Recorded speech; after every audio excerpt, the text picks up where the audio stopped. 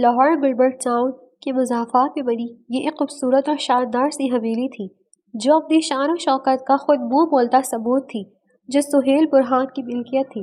سہیل برہان نے اپنی اکلوتی بہن فاخرہ کو اپنے عزیز دوست جہانگیر شاہ سے دیا تھا۔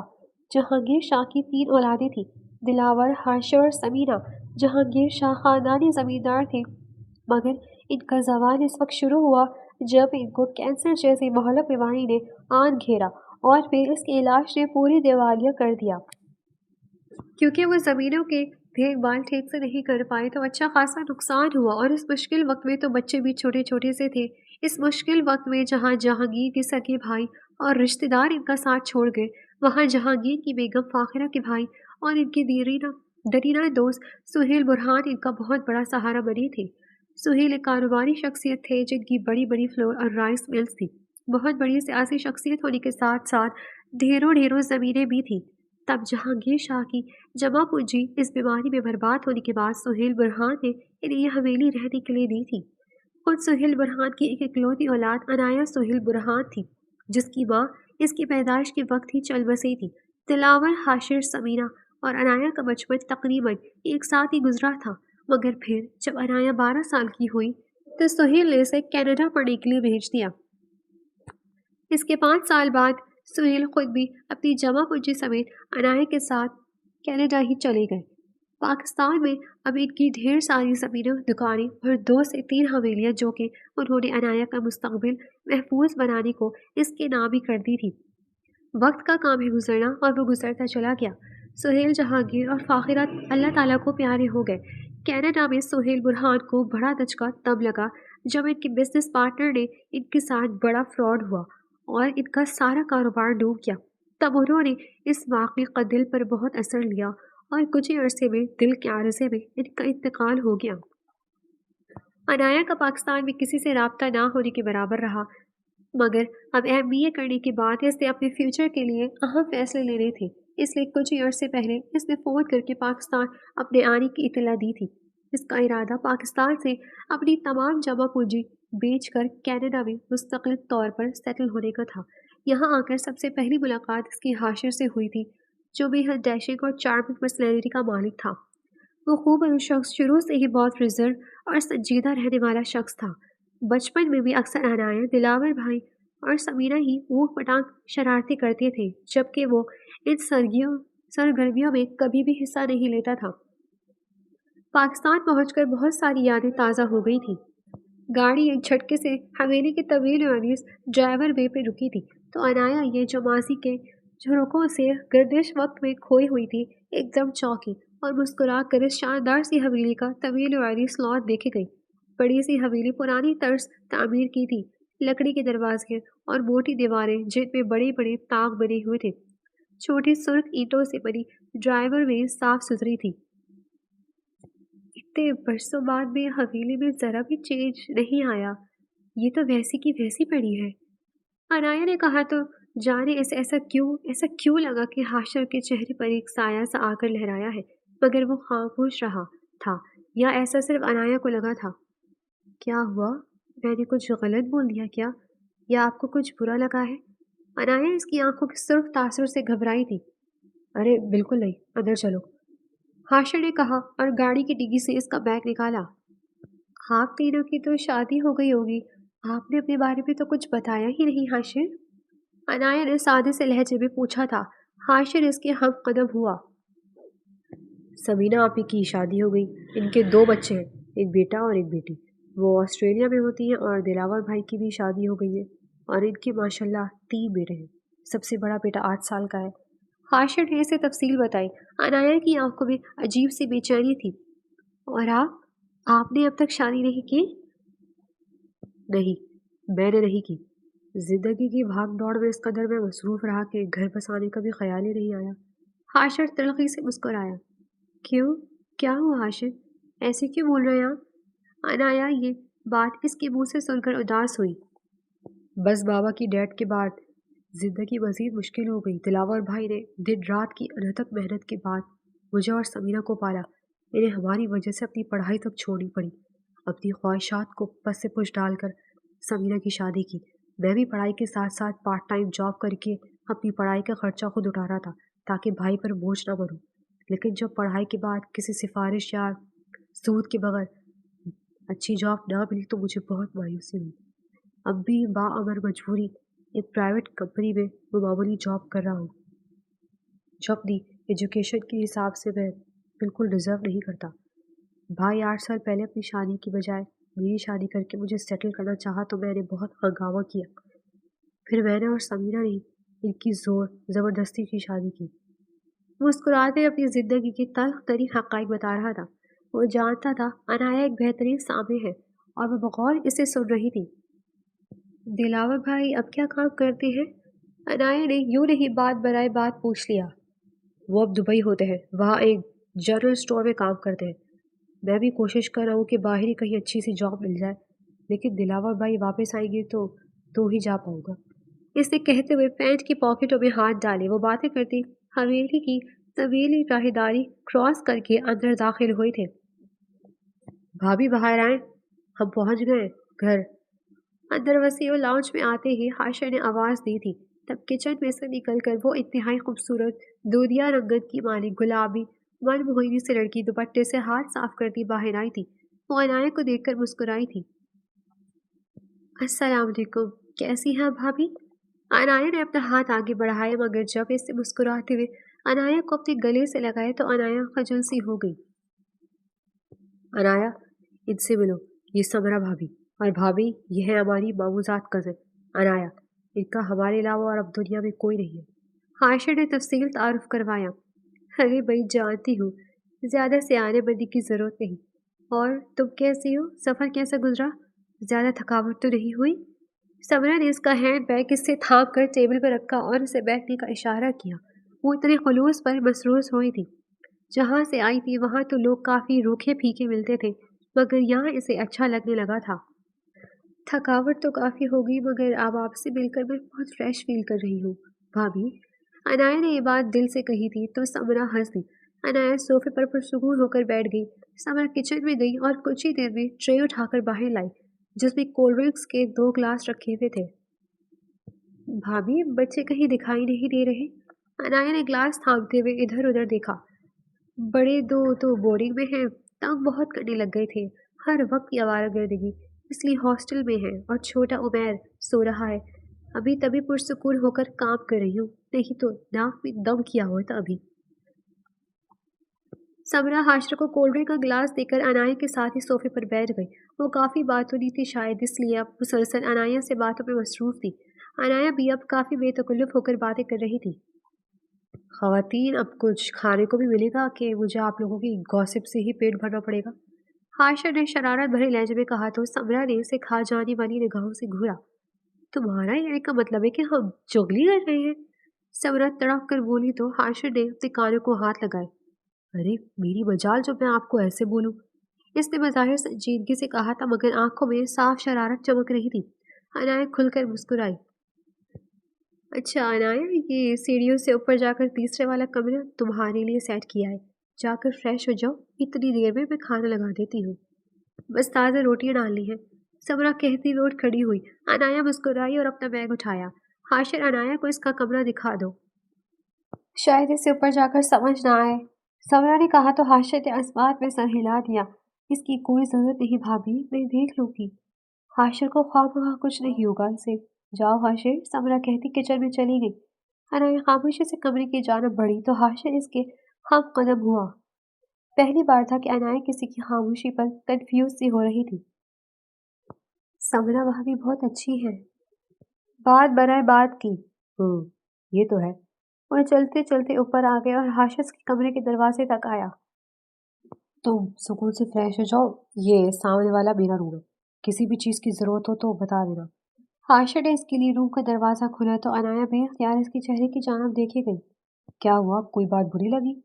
حاشر نے کہا تو انایا کی سوچوں کا تسلسل ٹوٹا اور وہ اپنی بے اختیاری پر بڑبڑاتی جلدی سے کمرے میں جا کر بند ہو گئی۔ مسکراتا اپنے کمرے میں چلا گیا۔ کچھ ہی دیر میں ان تینوں نے خوشگوار ماحول میں کھانا کھایا۔ پھر انایا تھکاوٹ کا بہانہ بناتی اپنے کمرے میں چلی آئی تھی۔ بھابھی اس کی کیا ضرورت تھی، آپ منع کر دیں حاشر کو۔ اپنے کمرے سے باہر نکلتے حاشر کو عنایا کی شرمندگی میں ڈوبی سی آواز سنائی دی تو وہ اس کی سادگی پر بے اختیار مسکرایا۔ ارے ضرورت کیوں نہیں، تم اتنے دن سے بعد پاکستان آئی ہو، 2 دن آرام بھی کر لیا ہے، اب گھومو پھرو، یہی تو یادگار دن بھی ہوتے ہیں تمہاری زندگی کے۔ اس کے بعد تو نہ جانے یہاں کب آؤ گی بھی یا نہیں، اس لیے میں کہہ رہی ہوں نا، جاؤ حاشر کے ساتھ، وہ تمہیں گھما پھرا لائے گا۔ سمرہ نے مسکراتے ہوئے اس سے کہا، تو پھر آپ بھی چلے نا ہمارے ساتھ۔ وہ جو 2 دن سے اپنی متضاد کیفیت سے نگاہیں چرانے کی کوشش کر رہی تھی، روحان سی ہو کر کہا، اگر چھوٹے عمیر کی طبیعت خراب نہ ہوتی تو لازمی چلتی ساتھ، تمہیں پتہ ہے وہ وامٹ کر رہا ہے تو اسے اس حالت میں باہر کیسے لے جاؤں؟ کچھ نہیں ہوگا، تم جاؤ۔ سمرہ نے اس کا یہ بہانہ بھی رد کر دیا تو اس نے ایک گہرا سانس بھرا۔ اچھا میں تیار ہو کر آتی ہوں۔ ٹھیک ہے، جو میں نے تمہیں ڈریس دیا ہے تم وہ پہنو۔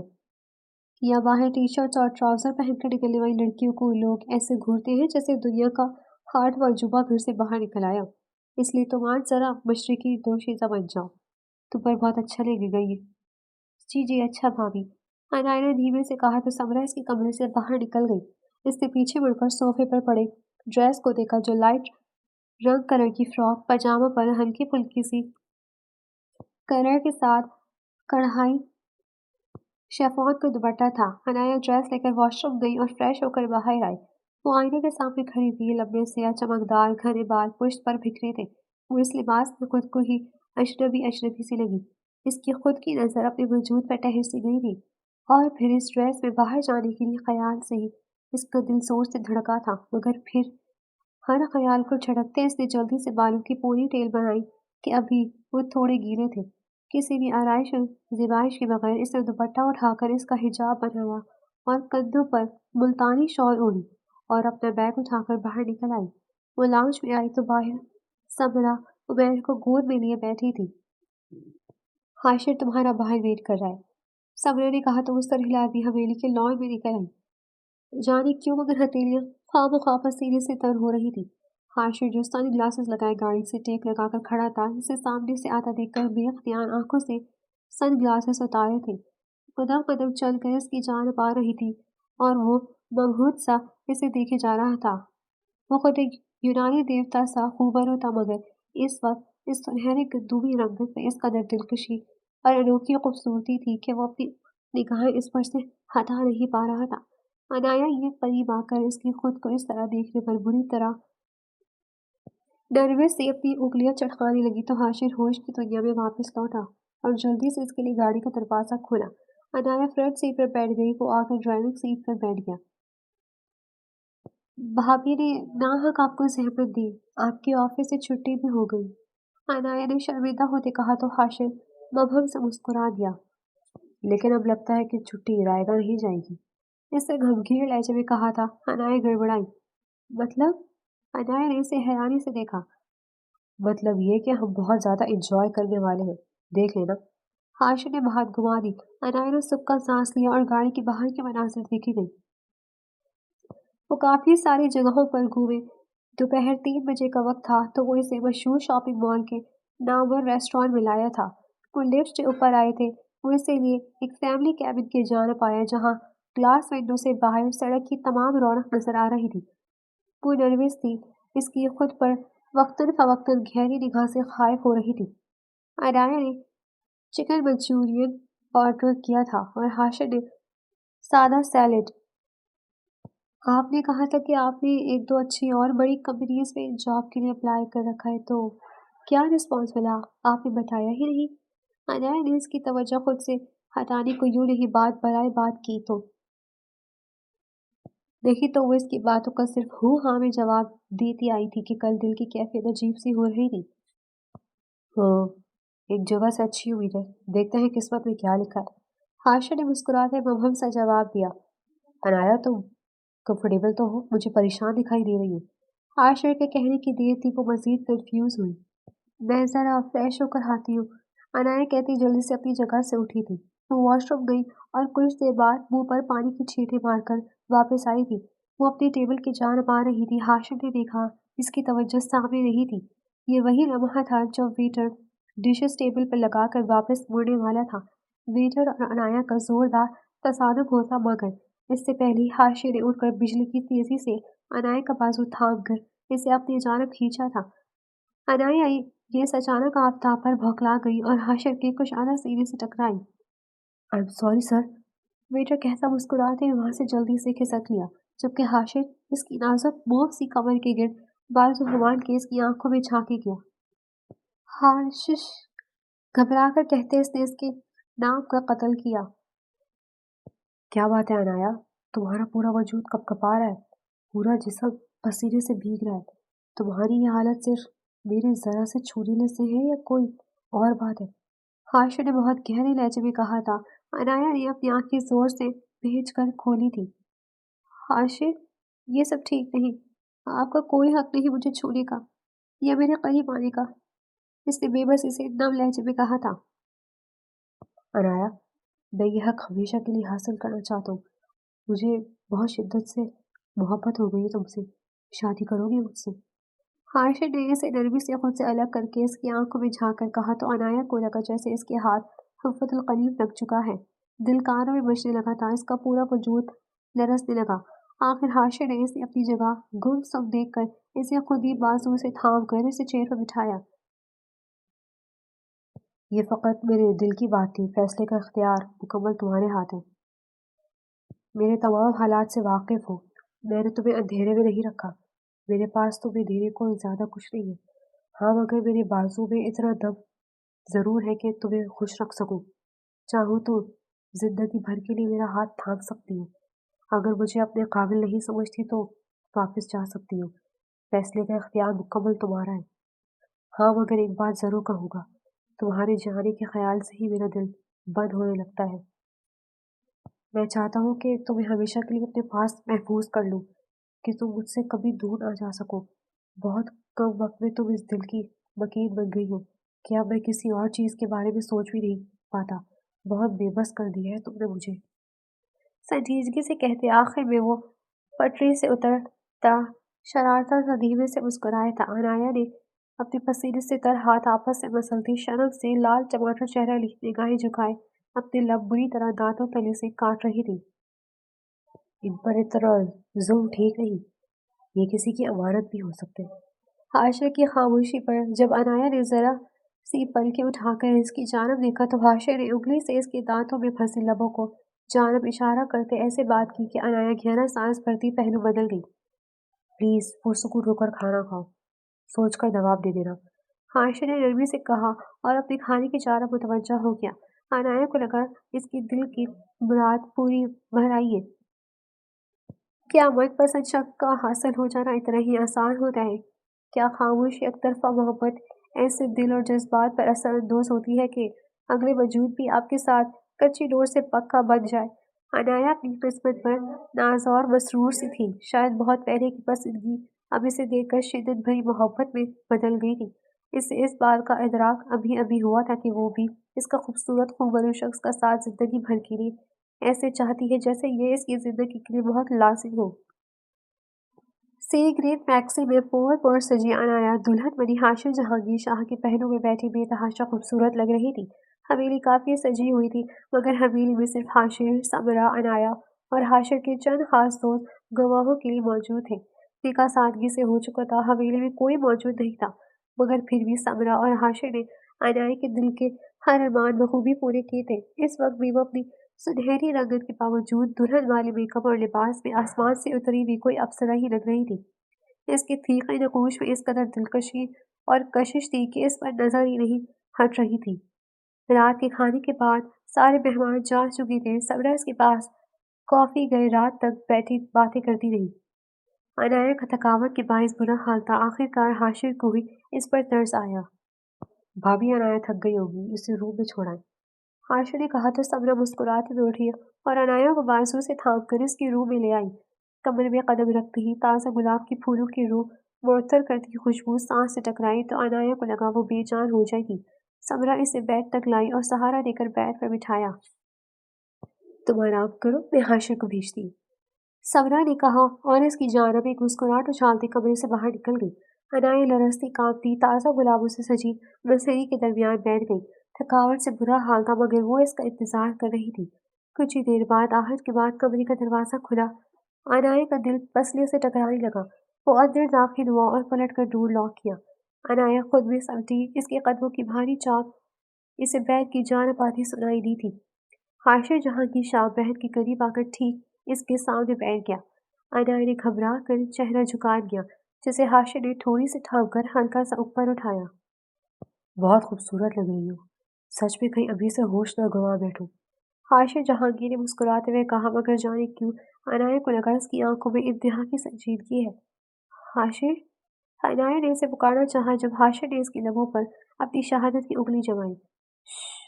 میں آج کی رات کوئی طویل گفتگو کر کے اتنا خوبصورت وقت کا ایک پل بھی ضائع نہیں کرنا چاہتا۔ یہ تمہاری وہ دکھائی ہے، تمہارے حسن کو سراہنے کی ایک ادنی سی کوشش، مگر میں جانتا ہوں یہ تحفہ تمہاری تعریف مکمل نہیں کر پائے گا۔ حاشر نے کہا اور اس کا ہاتھ تھام کر اس کے بائیں ہاتھ کی تیسری انگلی میں یہ خوبصورت گولڈ کی رنگ پہنا دی، جسے دیکھ کر وہ مسرور سی ہوئی تھی، لیکن پھر بھی وہ پوری کی پوری طرح سفید سی پڑ گئی تھی۔ گھبراہٹ چہرے پر صاف دکھائی دے رہی تھی۔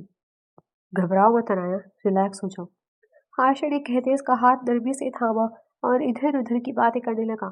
کچھ ہی دیر میں عنایہ کی گھبراہٹ بالکل جاتی رہی تو وہ پرسکون ہو گئی۔ حاشر نے اسے بازو سے کھینچ کر اپنے مزید قریب کیا، لیکن ابھی وہ اس کو چھوتا کہ حاشر کا فون رنگ ہوا۔ عنایہ کو حاشر کے ماتھے پر بالوں کا جال دیکھ کر عنایہ کو ہنسی آئی، مگر وہ لب دبا گئی۔ حاشر نے بعد نخواستہ فون یس کر کے کان سے لگایا، مگر فون میں اسے اگلی بات سن کر اس کے چہرے کے تاثرات فوراً تبدیل ہوئے تھے۔ واٹ؟ یہ کیا کہہ رہے ہیں آپ؟ ہے کہاں اس وقت، کہاں؟ حاشر کہتا پریشانی کے عالم میں اٹھ کر بالکنی میں گیا۔ عنایہ بھی پریشان ہو گئی۔ کچھ ہی دیر میں وہ پریشانی کے عالم میں پھر اندر آیا تھا اور آ کر بیڈ پر بیٹھا۔ عنایہ سوالیہ نگاہوں سے اسے دیکھی گئی۔ عنایہ، میرے بہترین دوست کا ایکسیڈنٹ ہو گیا ہے، بہت سیریس ہے، ہاسپٹل میں، آگے پیچھے کوئی بھی نہیں ہے، بیوی اور چھوٹے چھوٹے 3 معصوم بچے ہیں۔ حاشر نے پریشانی سے کہتے اپنی کن پٹیوں کو سہلایا۔ تو پھر آپ کو جانا چاہیے، نہیں تو وہاں خواہ مخواہ پریشان ہوتے ہیں رہیں گے۔ اس کی بات پر حاشر اس کی جانب دیکھ کر رہ گیا۔ تمہیں ادھر چھوڑ کر کیسے جا سکتا ہوں، یہ وقت بہت قیمتی ہے ہمارے لیے۔ وہ اس کا ہاتھ تھام کر بے قرار ہوا تھا۔ بالکل غلط، یہ وقت دوبارہ لوٹ آ سکتا ہے، ہم اپنے وقت کو انشاءاللہ پھر کبھی بھی اس سے بھی زیادہ قیمتی بنا سکتے ہیں، مگر ایک شوہر، باپ اور بہترین دوست اگر چلا گیا تو دوبارہ نہیں لوٹ پائے گا، اس لیے آپ کو جانا چاہیے۔ ویسے بھی میں کافی تھک گئی ہوں، آرام کروں گی، آپ جائیے اور انشاءاللہ اچھی خبر لائیے گا۔ عنایہ نے اس کے چہرہ اپنے مومی ہاتھوں میں بھرتے ہوئے کہا تو حاشر نے جھک کر عقیدت سے اس کے ماتھے پر محبت کی پہلی مہر ثبت کی تھی۔ عنایہ نے مسکراتے اپنی آنکھیں بند کر کے یہ لفظ اپنی روح میں اتارتا محسوس کیا۔ وہ جلدی سے اپنی ضروری چیزیں سمیٹ کر کمرے سے باہر نکل گیا۔ عنایہ اٹھی، کمرہ لاک کیا، اپنا ڈریس چینج کر کے جیولری اتاری۔ یہ ساری سونے کی بھاری بھاری جیولری اس کی ماں کی تھی۔ عنایہ نے جیولری سمیٹ کر سنبھال کر الماری میں رکھی۔ منہ دھو کر آئی اور آ کر پرسکون ہو کر بستر پر لیٹ گئی۔ اس قدر تھکاوٹ تھی کہ وہ کچھ ہی دیر میں گہری نیند کی وادیوں میں اتر گئی تھی۔ حاشر اپنے کمرے سے باہر آیا۔ وہ طویل اور انیس لاؤنج کو پار کر کے حویلی کے سامنے داخلی دروازے سے باہر نکلا، مگر ڈرائیو وے عبور کرنے کے بجائے حویلی کی دائیں لان سے گھوم کر حویلی کی پچھلی جانب بڑے برآمدے میں داخل ہوا۔ اس رو میں پچھلی جانب 5 بڑے کمرے تھے۔ وہ تیسرے نمبر والے کمرے میں آہستگی سے داخل ہوا تھا۔ سمرا، اس نے دھیمی آواز میں پکارا۔ تب وہ جو بیڈ پر بیٹھی بلک بلک کر رو رہی تھی، ایک جھٹکے سے بیڈ سے اتر کر لپک کر اس کے کشادہ سینے سے آ لگ کر پھوٹ پھوٹ کر رو دی تھی۔ اس کے اس عمل پر حاشر جہانگیر شاہ نے اپنے جبڑے اور ہاتھوں کی مٹھیاں بری طرح بھیج لی تھیں۔ حاشر، میں مر جاؤں گی، اب مزید برداشت نہیں ہوتا، میں آپ پر کسی کا سایہ بھی برداشت نہیں کرنا چاہتی، میں آپ کو کسی کے ساتھ نہیں بانٹ سکتی، یہ سب ایسے ہو جائے گا، میں نے سوچا بھی نہیں تھا، میں کیا کروں حاشر، مجھ سے برداشت نہیں ہو رہا، میں مر جاؤں گی۔ وہ بلک بلک کر روتی ایک ہی بات کی تکرار کیے جا رہی تھی اور حاشر کا تیش و اشتعال سے برا حال تھا۔ اس نے ایک جھٹکے سے سمرا کو بازو سے دبوچ کر خود سے الگ کر کے بیڈ پر پٹکا تھا۔ وہ جانتی تھی وہ کیا کہنے والا ہے، اس لیے مزید شدت سے رونے لگی۔ یہ سب تمہارا کیا دھرا ہے سمرا، صرف اور صرف تمہاری لالچ کی وجہ سے آج ہم اس عذاب میں پھنسے ہیں۔ میری عقل پر جانے کون سے پتھر پڑے تھے کہ میں تمہاری باتوں میں آ گیا، اور زندگی کی سب سے بڑی غلطی کر بیٹھا۔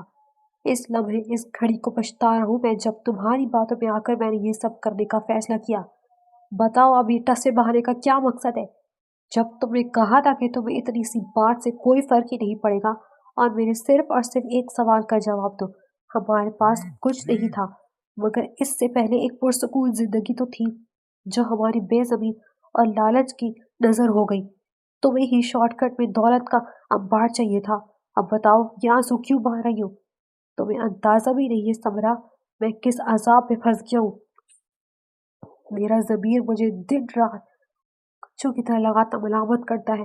مذاق بنا کر رکھ دیا ہے تم نے ہمارے پاکستان رشتے کو۔ جب بھابھی جیسے مقدس رشتے کو پامال کرتے تو میں اس رشتے سے بلاتا ہوں تو میری غیرت پر تعزیانہ لگتا ہے۔ میرا بیٹا مجھے پاپا کہتا ہے تو جب عنایہ کے سامنے مجھے بہانہ بنانا پڑ رہا ہے کہ یہ مجھے پاپا اور دلاور بھائی کو بڑے پاپا کہتا ہے تو میرا دل کیا میں چلو بھر پانی میں ڈوب مروں اور وہ خود بھری دنیا پہ تن تنہا یتیم مسکین مخلص اور بے لٹر کی اس کی دولت کے انبار پر ناجائز قبضہ کر کے ہم کو کون سا سکول حاصل کر لیں گے؟ بتاؤ مجھے۔ حاشر حلق کے بل چلایا تھا۔ اتنے دنوں کا فرسٹریشن تھا جو وہ اس پر نکال رہا تھا۔ خبردار حاشر، خبردار اگر اس کی طرفداری کی۔ یہ تو آپ بھی اچھے سے جانتے ہیں اور میں بھی کہ یہ سب میں نے اپنے بچوں کی بہترین مستقبل کے لیے کیا۔ تو اس سارے پلان میں کہاں ہوں؟ سمرا، حاشر جہانگیر شاہ بتاؤ ذرا مجھے۔ حاشر شکستگی سے بیٹھ کر اپنا سر ہاتھوں میں گرا چکا تھا۔ جب عنایہ نے انہیں یہاں آنے کا اور اپنے مقصد کے لیے فون کیا تو وہ بے تحاشا پریشان ہو گئے تھے۔ دلاور بھائی نے تو اپنا الگ سے ذاتی مکان لے لیا تھا مگر وہ ابھی بھی اس حویلی پر منحصر تھے کہ حاشر کی سر چھپانے کی جگہ پر یہ حویلی ہی تھی۔ پھر اس سب بکھیڑے کی ماسٹر مائنڈ سمرا تھی جس نے آہستہ آہستہ حاشر کی برین واشنگ شروع کی اور اسے بچوں کا نام لے کر اور بچوں کے واسطے دے کر یہ سب کرنے پر راضی کیا۔ اس سارے پلان میں حاشر جہانگیر شاہ جیسے اصول پسند شخص کو اس سب کے لیے منانا ہی ناکوں چنے چوانے کے مترادف مشکل ترین امر تھا جو وہ آ کر ہی گزری تھی۔ حاشر جہانگیر کے پاس رہنے کو صرف یہ حویلی تھی اور ایک معمولی سی پرائیویٹ کمپنی میں جاب۔ اگر عنایہ کی زمینوں، دکانوں اور حویلیوں کا پیسہ ان کے پاس آ جاتا تو سمرا اور اس کے بیٹوں کی پراشائی زندگی کے لیے کافی ہوتا۔ سمرا نے ٹھان لیا تھا کہ وہ لڑکی جس کا آگے پیچھے کوئی نہیں تھا اس کی تمام دولت ہتھیا لے گی اور پھر بعد میں اسے اپنی اور حاشر کی زندگی سے دودھ میں مکھی کی طرح مارا نکال کر باہر پھینکے گی۔ اس سارے پلان میں جو اس کے لیے سب سے زیادہ تکلیف کی بات تھی وہ حاشر کا عنایہ سے نکاح تھا اور اب وہ اسی تکلیف سے گزر رہی تھی مگر کیا پتہ تھا عنایہ یہ یوں اس کے گلے کی ہڈی بن جائے گی جو نہ نگلی جائے گی نہ اگلی۔ اس سارے پلان کو وہ تبھی عمل میں لے آئی تھی جس دن سے عنایہ پاکستان لوٹی تھی۔ مجبور بچوں کو وقتی طور پر بورڈنگ بھیجنا پڑا۔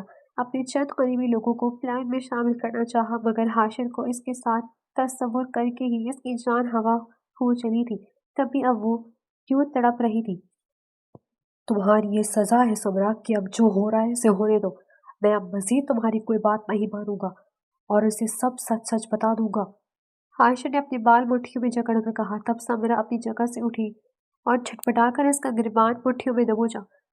میں منزل کے بہت قریب ہوں حاشر اور اب اگر اس مقام پر آ کر آپ نے میرے اور میرے بچوں کے ساتھ اس کی وجہ سے کوئی بے وفائی کی تو میں خدا کی قسم کھاتی ہوں اپنے تینوں بچوں کو زہر دے کر خود بھی زہر کھا لوں گی۔ حاشر میں آپ کی قسم کھا کر کہتی ہوں۔ وہ ہذیانی سی ہو کر جنون بھرے لہجے میں کہتی حاشر کو اپنی جگہ پر پتھر کو بنا گئی تھی۔ مجھے کوئی پریشانی نہیں ہے بس آپ اس کے قریب نہیں جائیں گے، آپ اسے ہاتھ نہیں لگائیں گے، باقی مجھے کوئی ٹینشن نہیں، میں سب کچھ ہینڈل کر لوں گی، میں آپ کو پریشان نہیں کروں گی بلکہ کچھ دنوں تک میکے قبول کر دلاور بھائی کے گھر چلی جاؤں گی، آپ پیچھے سے بس اس سے ساری پراپرٹی اپنے نام کروا لیجیے گا۔ وہ اب اپنے آنسو صاف کرتی ایک عزم سے بولی تھی۔ حاشر جہانگیر اس کی جانب دیکھ کر رہ گیا تھا۔ سمرا نے شدت سے اس کے سینے سے لگتے اپنا سر اس کے سینے میں چھپا لیا تھا جو لب بھیج کر سرخ آنکھوں لیے کھڑا کسی غیر مرئی نقطے کے گھورنے جا رہا تھا۔ سمرا مسکرائی تھی، جانتی تھی اس کی کمزوری اور وہ بچے ہیں اور اس نے زہر والی بات بول کر حاشر کی اسی کمزوری رگ کو دبایا ہے۔ اب یقیناً حاشر مزید کوئی مزاحمت نہیں کرنے والا تھا۔ آج 3 دن کے بعد اس نے ڈھنگ سے کمرے میں قدم رکھا تھا، نہیں تو بس کپڑے وغیرہ چینج کرنے کو ہی وہ کمرے میں 3 سے 4 مرتبہ تھوڑی دیر کے لیے آیا تھا۔ حاشر نے آگے بڑھ کر الماری کھولی تو اس کے کافی سارے نئے کپڑے الماری میں سلیقے سے لٹکے ہوئے تھے۔ پورا کمرہ ہی اس کے سلیقے شاعری کا منہ بولتا منظر پیش کر رہا تھا۔ حاشر نے گہری گہری سانس بھر کر اپنے اندر دن بدن بڑھتی گھٹن کو کم کرنے کی کوشش کی۔ وہ جب سے آئی تھی وہ اپنے اس خاص مقصد کے تحت اس کی جانب بڑھا تھا، مگر پھر جانے کیا ہوا تھا، اس کا دل سچ مچ بہک کر اس کی جانب اٹریکٹ ہوتا تھا، اس کے ساتھ اس کی تمنا کرنے لگتا تھا۔ وہ اسے دنیا کی خوبصورت ترین لڑکی لگنے لگی تھی۔ اس کی پیچھے خاص وجہ یہ بھی تھی کہ وہ جتنی باہر سے دلکش اور پرکشش تھی، اس سے کئی گنا اس کا اندر خوبصورت تھا۔ سمرہ سے حاشر کی شادی دونوں کی مشترکہ پسند سے ہوئی تھی، مگر اب اس نازک جان کے ساتھ جڑے دل کے جذبات کے ساتھ تو عجیب ہی معاملات پیش آ رہے تھے کہ وہ خود کو اندر لمحہ بلمحہ ختم ہوتا محسوس ہو رہا تھا۔ حاشر جہانگیر شاہ کو محسوس ہوتا تھا جیسے وہ نہیں رہا، لمحہ بلمحہ اس میں عنایہ حاشر جہانگیر منتقل ہوتی جا رہی ہے۔ وہ جو عنایہ کے لیے جذبات محسوس کر رہا تھا، ان کی شدت کی انتہا آج تک اس نے کسی کے ساتھ محسوس نہیں کی تھی۔ وہ دل کے اس قدر مخلص اور خوبصورت تھی کہ حاشر کو اس سے عقیدت تھی، محبت تھی، اور اب تو شاید عشق تھا۔ وہ اسی پوزیشن میں جانے کب سے الماری کھول کر پتھر بنا اپنی سوچ میں غرق رہتا تھا، مگر اپنے کندھے پر ایک نرم گرم عقیدت بھرا لفظ محسوس کر کے وہ ہوش کی دنیا میں واپس لوٹ آیا۔ وہ دھیمے سے اس کی جانب مڑا جو ہاف وائٹ فراک پاجامے میں، جس پر سلور کلر کی کڑھائی تھی، میں آسمان سے اتری ہوئی کوئی پاکیزہ مخلوق لگ رہی تھی۔ حاشر، آپ کب آئے؟ کچھ چاہیے آپ کو؟ عنایہ نے نرمی سے پوچھا۔ ہاں، سکون چاہیے تم سے، دل نے کسی زخمی پرندے کی طرح پھڑپھڑا کر کہا تھا۔ کاش وہ یہ زبان سے بھی کہہ سکتا۔ اچھا ہٹیے سامنے سے، میں کپڑے نکال دیتی ہوں۔ عنایہ آگے بڑھتی تو وہ آہستگی سے پیچھے ہٹ گیا۔ آپ کا دوست کیسا ہے؟ عنایہ کے لہجے کا خلوص حاشر کو ہر بار آئینہ دکھاتا اس کی روح کو کچوکے لگاتا تھا۔ خطرے سے باہر، کافی بہتر، اس نے آہستگی سے کہا۔ آپ بہت تھکے ہوئے لگ رہے ہیں، بات لے لیں، فریش ہو جائیں گے، پھر مجھے آپ سے ضروری بات کرنی ہے۔ عنایہ نے اس کے کپڑے نکالے اور واش روم میں رکھ آئی تھی۔ اس کے پیچھے آ کر کندھوں سے کوٹ اتارنے کی کوشش کی تو حاشر نے چونک کر اس کی جانب دیکھا۔ کیا ہوا؟ ہیلپ کر رہی ہوں، عنایہ نے مسکرا کر کہا۔ حاشر نے اپنے لب بھیج لیے، وہ جلدی سے کوٹ اتار کر واش روم چلا گیا۔ حقیقت کیا تھی اور دل اس کی قربت پانے کو الگ ہی سینے میں دھمال ڈالے ہوئے تھا۔ وہ کافی دیر شاور کے نیچے کھڑا اپنی وحشت اور گھٹن کم کرنے کی کوشش کرتا رہا، لیکن پھر باہر تو آنا ہی تھا نا۔ وہ گیلے بالوں میں ہاتھ پھیرتا باہر آئے تو وہ سامنے ہی اپنے چہرے پر ایک خوبصورت مسکراہٹ سجائے بیٹھی اس کا انتظار کر رہی تھی۔ حاشر نے اس کی خوشبو میں بسے نازک وجود سے نگاہیں چرائی۔ وہ بالوں میں برش کر رہا تھا جب عنایہ ہاتھ میں ایک فائل تھامے اس کے سامنے ڈریسنگ پر آ کر ٹک گئی۔ حاشر، وہ پتہ نہیں آپ کو کیسا لگے گا، مگر یہ حویلی میں نے آپ لوگ کی نام کر دی ہے، عنایہ نے مسکرا کر کہا تو حاشر کا برش کرتا ہاتھ لمحہ بھر کو تھم سا گیا۔ اسے لگا وہ اگلا سانس نہیں لے پائے گا۔ اس نے عنایہ کی جانب ایسے دیکھا تھا کہ عنایہ گڑبڑا گئی۔ پلیز مجھے غلط مت سمجھیے گا، یہ میں نے ابھی اس وجہ سے نہیں کیا کہ ہمارے بیچ یہ رشتہ قائم ہوا ہے، یہ تو میں پہلے ہی آپ لوگوں کو ہی دینے والی تھی، بلکہ کینیڈا سے ہی سوچ کر آئی تھی کہ جو حویلی بابا نے آپ لوگوں کو دی ہے وہ میں واپس لے سکتی ہوں۔ پراپرٹی ٹرانسفر کی ڈیٹ دیکھ لیجیے، میری یہاں آنے کے اگلے دن کی ہی ہے، وہ کہتی جا رہی تھی اور وہ گم سم بس اس کے لبوں کی جانب دیکھے جا رہا تھا۔ وہ کیوں اتنی ایسی، اور وہ خود کیا تھا؟ عنایہ، یہ مجھے نہیں چاہیے، مجھے بس تم چاہیے، اور ویسے بھی اگر تم نے یہ فیصلہ بھی کیا ہے تو اس حویلی میں میرے ساتھ ساتھ دلاور بھائی اور سمیرہ آپی کا بھی اتنا ہی حق ہے جتنا کہ میرا۔ حاشر جہانگیر شاہ نے اس وقت یہ الفاظ اپنے دل سے ادا کیے تھے۔ مجھے معلوم ہے، مگر وہ دونوں یہاں موجود نہیں تھے نا، ان کے میرے پاس آئی ڈی کارڈز وغیرہ تھے، آپ کا تو میں نے سمرہ بھابھی سے لیا تھا، اس لیے یہ پروسیجر مکمل ہو پایا۔ اب آپ اس پر سائن کر دیں، بعد میں سے انہیں بھی اس میں سے حصہ دے دی گا نا۔ عنایہ نے اطمینان سے اس کا یہ بہانہ بھی رد کر دیا۔ وہ ہاتھ بڑھا کر پیپر ہاتھ میں نہیں تھام رہا تھا، عجیب شش پنج میں مبتلا تھا۔ یہ پیپرز نہیں، اسے کوئی توق دکھائی دے رہے تھے جو وہ اپنے گلے پہ ڈالے جا رہا تھا۔ مجھے پتا ہے یہ آپ کو نہیں چاہیے، آپ کو صرف مجھے چاہا ہے۔ میں پوری کی پوری آپ کی ہوں، مرتے دم تک آپ ہی کی رہوں گی، فکر مت کریں۔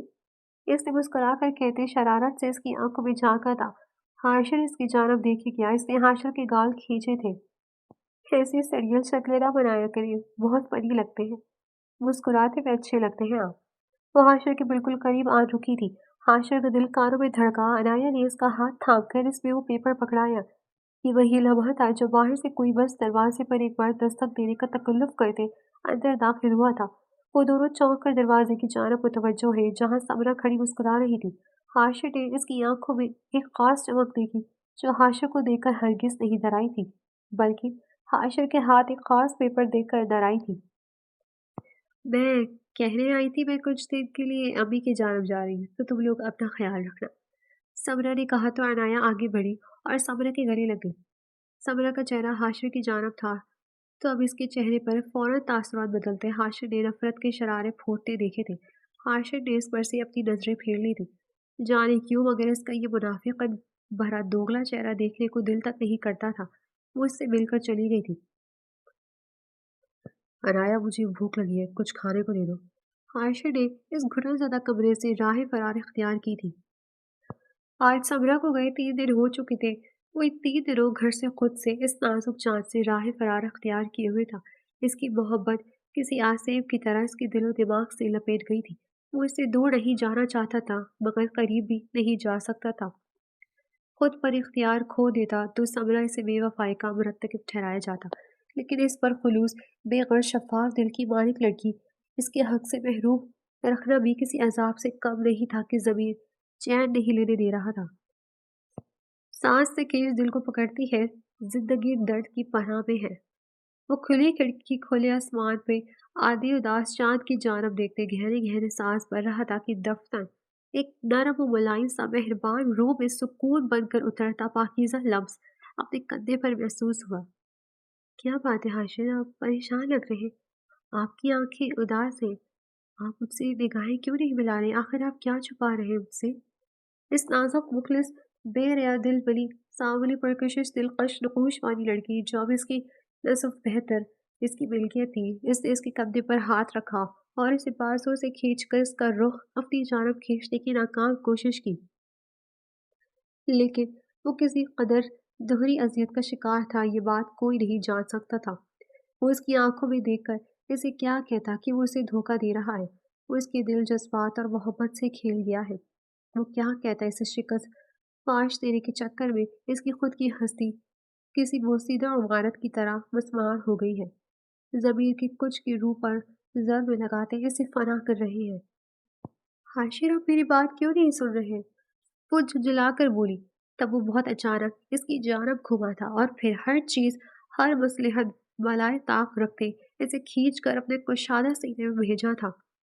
وہ اپنی جگہ پر دنگ ہوئی تھی، وہ اس کی تھی مگر شروع دن سے اس کی خود سے گریز برتنے پر حیرت زدہ تھی ہوتی تھی، مگر اس نے صبر کیا تھا۔ لیکن آج ہاشر جہانگیر شاہ کی قربت میں اس کے انگ انگ میں اپنے لیے یہ بے چینی محسوس کر کے وہ خود بے چین اور بے قرار ہوئی تھی، لیکن اصل دھچکا اسے تب لگا جب اپنی گردن پر نمی سی محسوس ہوئی۔ ہاشر کیا ہوا ہے آپ کو؟ وہ گھبرا کر بولی، مگر ہاشر جہانگیر کے اگلے عمل نے عنایہ کی ریڑھ کی ہڈی میں سنسناہٹ سے پیدا کر دی تھی کہ اس نے مزید اسے خود میں بھیج کر اپنے دہکتے لب اس کی گردن پر رکھے تھے۔ عنایہ اس حدت بھرے لفظ پر تڑپ اٹھی اور اس کے کندھے سے شرٹ اپنی مٹھی پہ دبوچی۔ ہاں ہاشر، عنایہ اس کی جسارتوں پر لرز اٹھی تھی مگر وہ سن کب رہا تھا۔ عنایہ کو اپنے وجود پر اس کے بے قرار بوسوں کی برسات آہ کی مانند جھلسا رہی تھی۔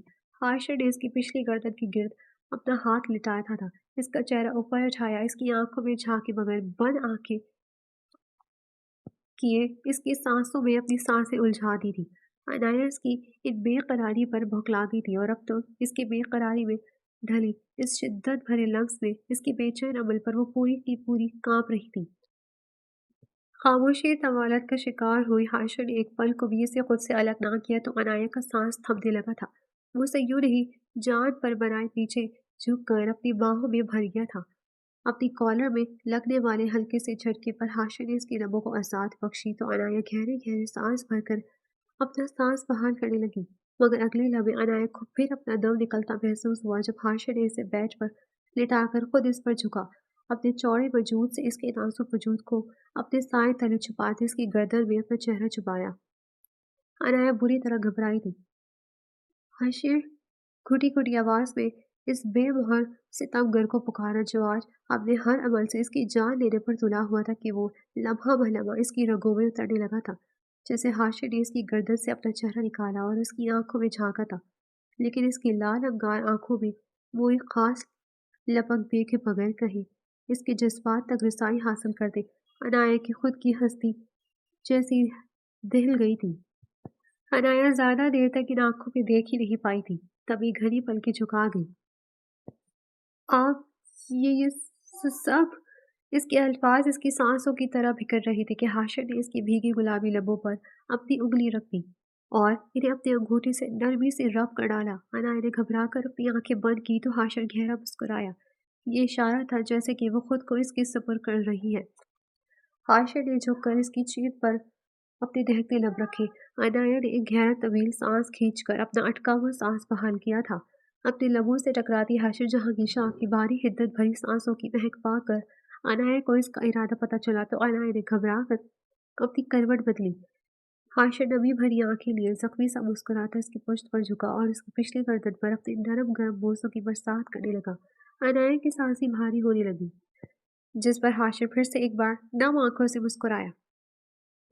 تمہاری بھاری ہوتی یہ سانسیں گواہ ہے مسز حاشر جہانگیر شاہ کہ تمہارا یہ وجود کہتا ہے کہ آج تمہارا شوہر اپنی محبت تمہارے پور پور پر نچھاور کرتے تمہیں خود سے اور اپنے ہوش سے بیگانہ کر دو۔ حاشر نے کہتے اس کا کندھا اپنے مضبوط ہاتھوں میں بھرا اور اس کا رخ اپنی جانب کیا تھا۔ عنایا حیران تھی، کہاں اسے محسوس ہوتا تھا کہ جیسے وہ جان بوجھ کر اس سے گریز برت رہا ہے اور کہاں وہ آج کسی گہری کالی سیاہ گھٹا کی طرح اس پر پور پور برسا رہا تھا۔ حاشر آپ کو کیا ہو گیا ہے؟ وہ گہرے گہرے سانس بھرتی اس سے پوچھ بیٹھی۔ حاشر نے اس کی گردن پہ اپنا چہرہ چھپایا تھا۔ عشق ہوا ہے، اسی لیے مجھ پر کوئی حد بندی عائد مت کرنا جانم کہ ان مچلتے جذبات کو تغیانی وہ زور ہے جس پر بند باندھنا ممکن ہے۔ حاشر کی بھاری غمگین آواز اسے اپنے کان میں سنائی دی تو عنایا نے گھبرا کر اس کے سینے میں اپنا چہرہ چھپایا۔